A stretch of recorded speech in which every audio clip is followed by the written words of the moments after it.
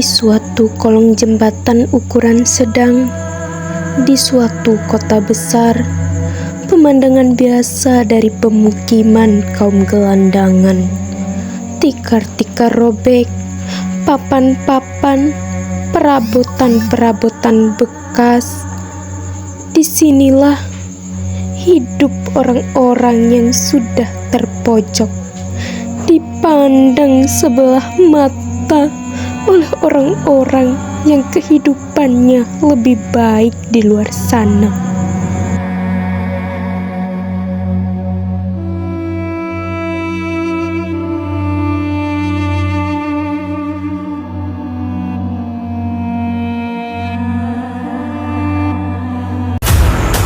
Dan disinilah kami persembahkan RT 0 RW 0.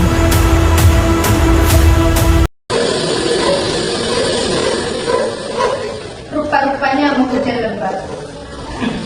Itu suara kereta gandengan lewat, Nek. Apa? Itu suara gandengan lewat. Gandengan lagi. Nanti roboh jembatan ini. Bukan dilarang lewat sini. Lalu hendaknya peraturan itu diturutilah. Kalau begitu, apa gunanya larangan? Ya untuk dilanggar. Dan kalau sudah dilanggar, Negara punya kesibukan. Kesibukan itu namanya bernegara. Kali ini suara burung. Apa? Itu suara geledek. Bentar lagi tanda hujan bakal turun. Sialan. Ina. apa Kak? Percuma dalaman kita. Belum tentu hujan turun. Belum tentu kakakmu. Apa kamu tahu hujan, Ina? Yang belum tentu itu kalau hujan benar-benar turun malam ini. Kita bisa makan. Sekedar pengisi perut saja.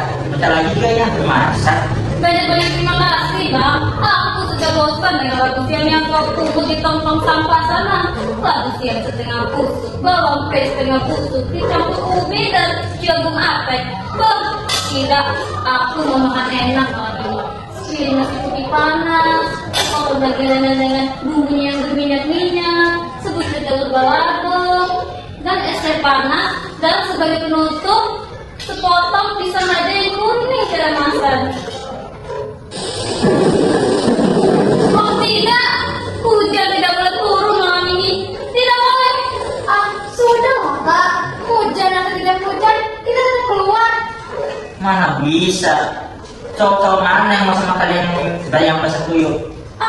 Abang, sebagai tahu segala. Lagian, kata siapa kalau jalan basah kuyup? Siapa jalan di hujan, basah. Begitulah. Kalau kami naik becak. Oh, jadi kalian bakal operasi dengan becak. Lalu ongkos becaknya gimana? Oh, jadi pakai kebijaksanaan bang becaknya ya, nah? Becak jahanam. Oh, kok jahanam? Gua udah tahu, pasti abang yang hitam itu kan? Hitam manis dong. Oh, jadi kan pernah dia pencemburu apa? Sabar dikit ya bang. Apa-apaan ini? Sejak bila sih hanya milik kau saja? Kira-kira dikit ya bang. Kau ini sebenarnya apa? Siapa? Berani-beraninya cemburu. Selalu tidak tahu diuntung. Sudah Kak. Apa yang sudah? Aku ingin tanya. Hei Ina, apa benar kau ini tunangan resminya? Atau istri resminya? Atau burnik resminya? Kau pernah? Dan kau memang semua main perdeo di sini. Perdeo, lo punya saham kehidupan di sini. Saham, kau hingga kini kontrak mengikuti sahamnya sangat begitu. Dan soal itu senilai 400 miliar semalam suntuk. Kelompok apa sih ini? Kelompok apa kami wanita ini? Sudahlah. Kalau kalian tidak berhenti cekcok, aku khawatir nama Raden Ajeng Kartini sebentar lagi bakal ikut disebut-sebut ke sini. Hah? Ayo Ina, lepas bagi-bagi kita lagi pergi. Kasih putih sepiring, Potong daging, rendang, berminyak-minyak. telur balado, Segelas es teh manis panas. dan sebagai penutup sebuah pisang raja. Ya tuan-tuan, itu akan kami nikmati malam ini. Cara apapun akan kami jalani asal kami makan malam ini. Ya, malam ini juga. Mereka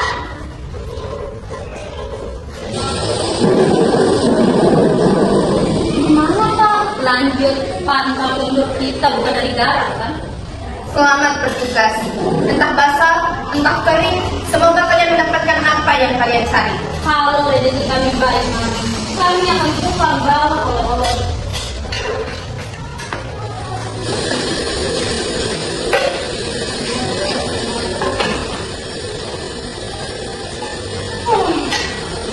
Tidurlah Nek, kamu ngantuk itu. Tidak. Aku seperti merasakan untukku yang dulu. Ketika ibuku menenangkan aku tidur. Kenangan itulah yang membuat aku sengsara berlarut-larut. Kenangan itulah yang membuat kita merasakan diri kita di runtuhan gerbang ini. Di manakah harga diri di kolong jembatan ini? Ya, semua persoalan ini tidak bakal ada jika kita hidup nyaman dan punya pekerjaan yang layak. Kalau aku tak salah, kau tak henti-hentinya mencari kerja. Ya, tapi tak pernah dapat. Alasannya? Orang-orang punya prasangka tertentu terhadap gelandangan seperti kita. Bagaimana pula jadi seperti kita ini? Ya, mereka selalu punya pemikiran bahwa gelandangan seperti kita tidak bisa bekerja sebagaimana mestinya. Tampaknya mereka cuma bisa apa lagi saja. Tidak banyak. Paling sekedar hanya bertahan hidup dan tidak mati saja. Tampaknya mereka sama sekali tak sudi memberi kesempatan itu. Tampak kita saja sudah buat mereka curiga. Ya, mana mesti mulai, di mana mesti berakhir. Bagi orang-orang seperti kita ini. Hidup gelandangan ini seperti lingkaran setan yang tak kunjung berakhir. Menanti-nanti datangnya bernasib baik itulah yang membuat kita terlihat hidup di kolong jembatan ini.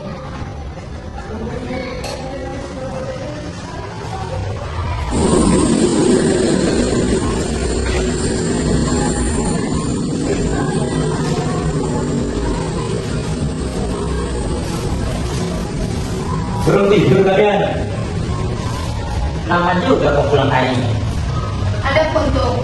Sabar, kalau sebelum pun ada. Malas musuh tuh. Aku juga baru remes nih, 4 bungkus. Nasi remes. Kau kan tak merampok hari ini. Syukur, belum sekali itu aku pernah kali itu, Nek. Kata orang, tak ada yang lebih rendah daripada gelandangan. Siapa yang mengumpulkan kecintaan itu padamu? Sabar, sabar. Mana itu nasi remes? Kata kau terbungkus. Ya, kali saja. Kami sudah makan tadi. Oh, kita kedatangan tamu. Dari mana kau petik dia? Bagaimana dengan ini? Hati-hati dikit dengan mulutmu ya. Dan ini hati namanya. Dia ketemu tadi yang senang di pelajaran mencari suaminya. Tapi suaminya nggak ketemu. Sudah naik kapal barangkali. Mungkin juga. Dugaanku begini. Dia menunggu suaminya di pintu pelabuhan. Sedangkan suaminya pergi kabur entah kemana. Dugaan ini itu bisa saja kau dapatkan dan sekian dugaannya. Dugaan orang tua biasanya lebih mendasar. Tidak satu pengalaman ini. Dua-duanya. Aku dulu kelas. Di mana-mana kawin Nek ya. Di mana-mana meninggalkan pengantin baru dengan janji setinggi langit. Diam kau. Ya, dia berjanji kepada saya akan membawa ke kampungnya di seberang. Katanya bapaknya Raja Kopra di sana. Dia akan memberi saya. Sudah Rana, aku sudah mengerti. Mari kita lihat ini persoalannya. Nah, kau sudah ada di sini. Kalau saja tak salah, kau tak ingin pulang ke kampung dulu. Malu, Nek. Kami berangkat dari sana dengan doa dan pesan segala. Dan Gopekku dengan segala pakaian dan perhiasan sudah dibawa lari semua. Hebat juga orang seberang. Tapi apa benar dia orang sana? Kata dia begitu. Apa-apaan nih? Kau sedang apa? Ya, tadi dia saya masalah saja. Sudah. Mana itu nasi remes?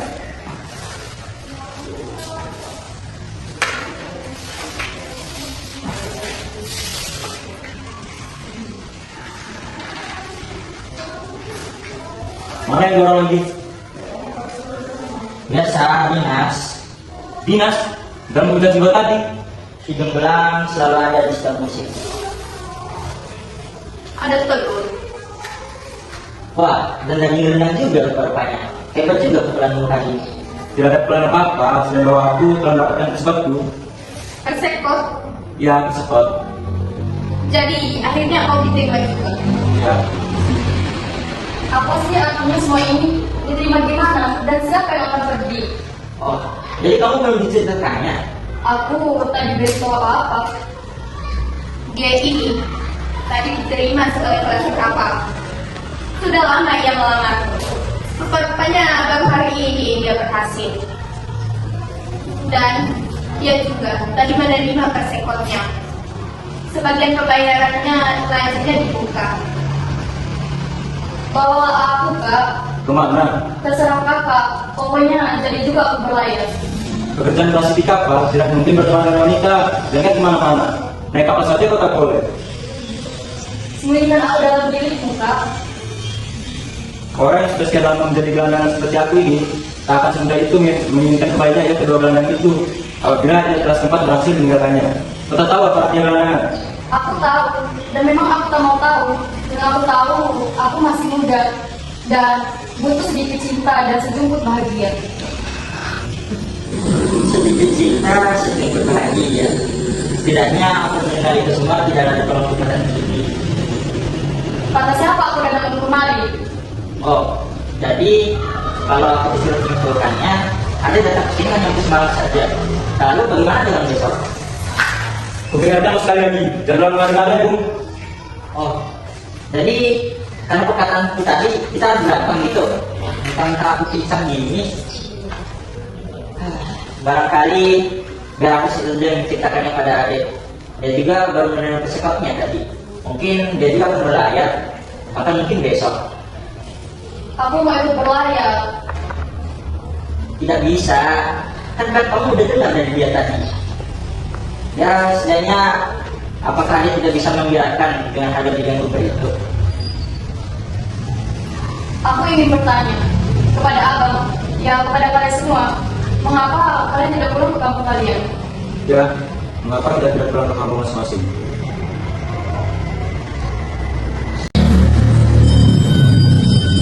Hai Nak, Mana? Kami tidak akan pulang lagi kemari. Dia sudah bernasib baik. Bapak Gumuk yang selama ini menjadi langganannya tadi di kantor polisi bilang akan mengawini Ani dan mukanya setuju. Loh, kok di seksi polisi? Ada penghuni baru. Seperti tahu saja kan Ani jalan pulang ke sini punya abang. dia hanya tahu kita semalam. Besok dia juga bakal balik ke kampungnya. Hah? Sowan? Pada siapa? Nasi rames lagi dan juga rendang. Ya Allah, juga telur. Dan ini sisir pisang raja. Ada saja si Ani. Kami hanya ingin bernadanya saja pada kalian. Nih tadi ada nasi rames, juga rendang dan telur. Hah? Dari siapa? Itu dia kau tadi. Besok dia juga bakal berlayar. Berlayar? Jadi, apa tadi terima? Aku sangat senang, Bang, untuk abang dan untuk kita semuanya. Jadi, besok benar abang akan berlayar. Ya, kalau tak ada apa-apa lagi, dengan hari esok, aku sudah di kapal, sore-sore berlayar. Kemana, Bang? Adakah pertanyaan itu masih penting lagi sekarang? Pokoknya berlayar, jauh dari sini. Tempat di luar sana masih banyak yang lebih baik dari kolong jembatan kita ini. Coba teruskan dulu cerita Mas lain tadi. Oh ya, tapi mengapa tampaknya tak ada dari kalian yang ingin memakan oleh-oleh dari ini? Entah apa rencana dewa-dewa dengan mengirimkan 2 kali makanan sekaligus malam ini. Ini ada saja. Apa sekali itu, Nek? Kelelangan disebabkan perpisahan. Terkadang lebih parah dari kematian diri sendiri. Mengapa pula kita sebagai gelandangan ini tak mengerti akan hal itu? Setelahnya kami dari sini, kebetulan ada bang becak penantang yang lewat.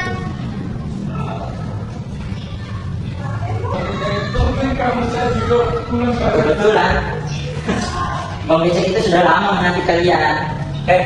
Mengapa kamu ngos-ngosan begitu?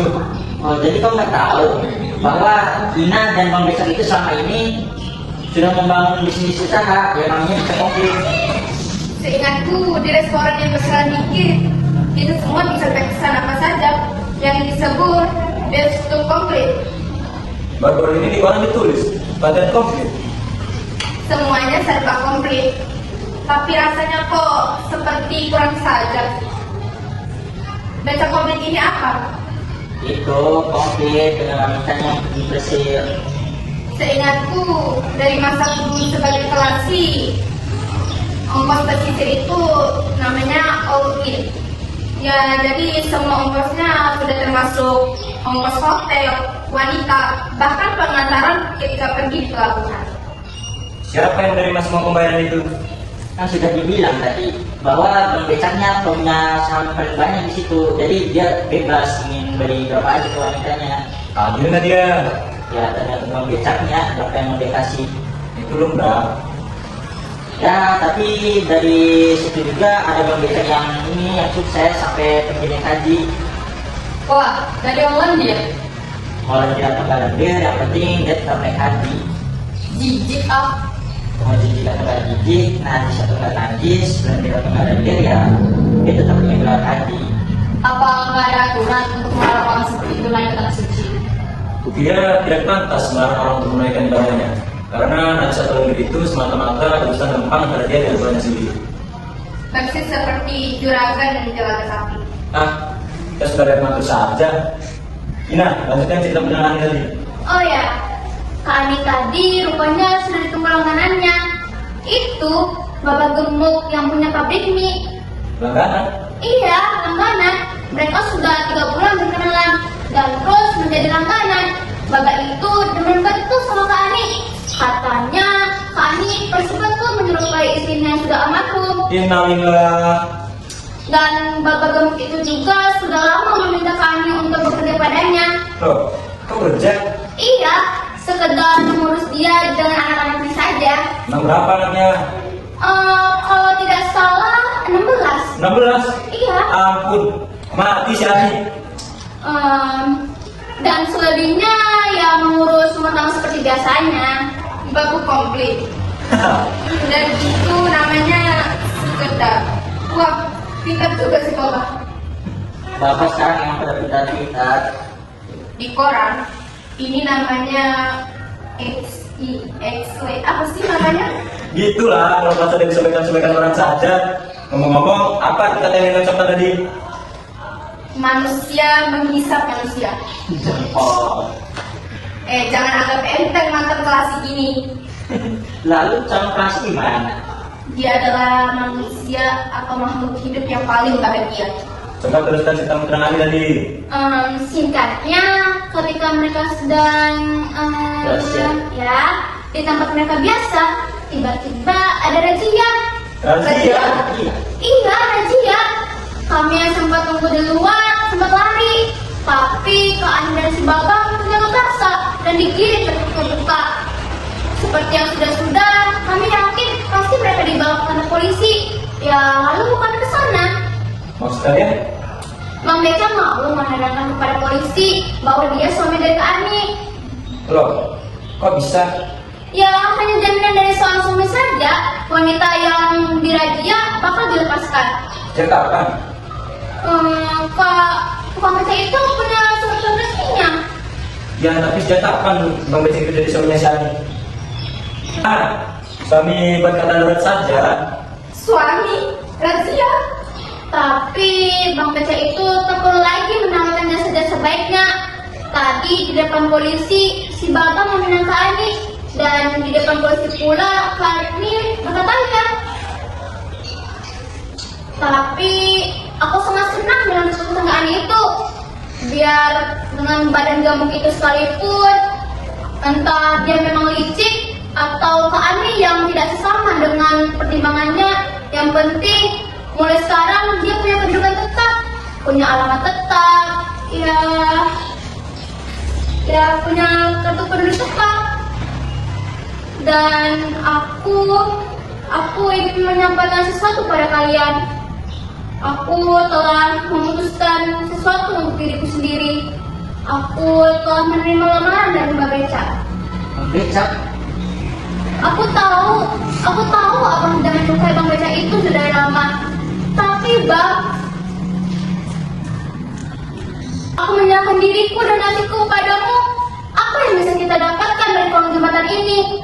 Siapa bilang aku akan terus begini terus dan terus di sini begini terus?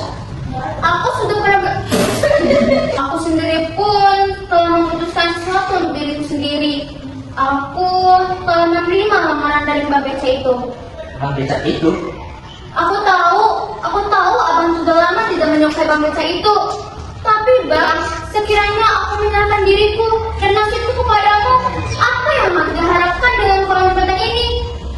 Siapa bilang aku akan terus begini dan terus di sini? Abang sudah pernah bercerita tentang masa depan, cita-cita, dan bahagia. Tapi aku tidak sedikit pun melihat engkau benar-benar menembus kata-katamu dengan perbuatan.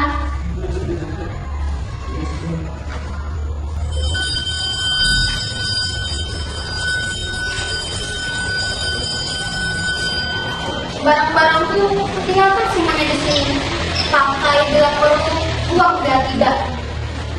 Dan kau Bang, selamat tinggal dan selamat berlayar. Maafkan bila kata-kataku dan perbuatanku selama ini menyakiti hatimu Bang. Aku pun terhadap Ina. Dan kau Nek, semoga kita tidak pernah bertemu lagi. Begitu bencinya kau padaku Ina. Suatu saat nanti ketika kau dan suamimu lewat sini, ku harap kau dan anak-anak dan suamimu sehat selalu, Nak. Dan kau Bang, aku harap kau dapat memahami dan memaafkanku. Dan terakhir, kau Dik, tolong boleh aku memberikan satu nasihat. Besok pagi pulanglah ke kampungmu. Tidak ada yang dapat disajikan di kolong jembatan ini. Nih, semua uangku. Ambil untuk ongkos dan berlaku di jalan. Jangan kuranglah Dik. Tidak dapat disediakan di kolong jembatan ini.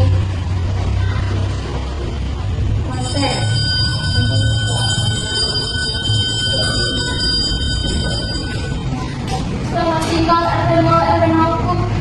Rupanya tak sabar juga suaminya.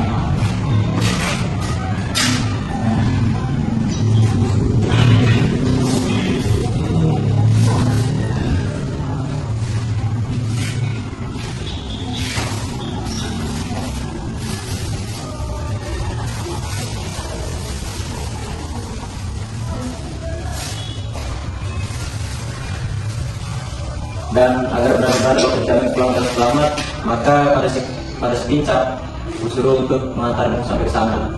Ongkos sebagai pulang pergi berapa yang bayar? Mengapa abang ini harus mengantarku pulang pergi? Apa maksudmu? Apa salahnya abang sambil kerja dan istirahat di tempatku? Siapa tahu ada kerjaan yang cocok untuknya. Aku setuju. Dia juga bisa beristirahat di sana dan juga bisa bekerja di sawah. Oleh! Dan siapa tahu jika orang tua melihat tempat-tempat petaninya, siapa tahu mereka ingin mengangkatnya sebagai menantu. Siapa tahu? Nanti apa? Kau tak punya tenaga lagi untuk apa-apa. Sudahlah, jadi menantu saja. Nanti siapa? Masih ingat kau kata-kata Ina tadi? Hah? Dan persis saja. Iya, tadi menyuruh kau untuk ikut saja di sana. Sudahlah. Mari kita beristirahat sejenak. Untuk besok paginya pasti kalian sibuk atau pergi kemana-mana.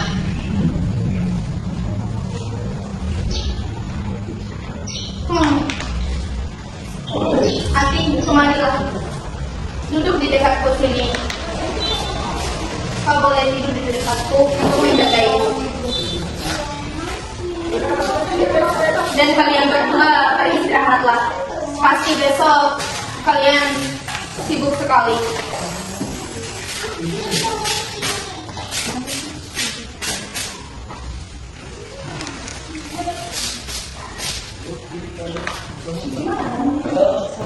Besok kami akan berangkat semua ke nenek. Mau kemana aku? Ikutlah kami ke kampungku, Nek.